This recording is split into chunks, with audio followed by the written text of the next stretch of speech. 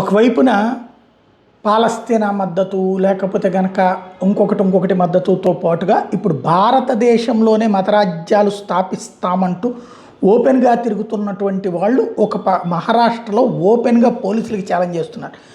నదీం ఖాన్ అనేటటువంటి అతను మహారాష్ట్రలోని ముంబ్రా దగ్గర ఉన్నటువంటి భివాండికి సంబంధించినటువంటి నివాసి నదీం ఖాన్ అనేటటువంటి వ్యక్తి.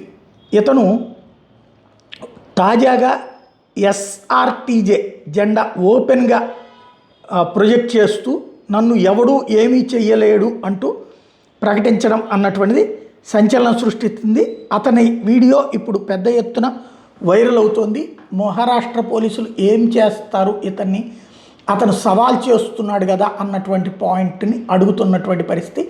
క్రమంగా ఇట్లాంటి రెచ్చగొట్టుడు చర్యలు అనేది సగర్వంగా ధైర్యంగా చేసుకొచ్చే వాళ్ళ సంఖ్య పెరుగుతోంది.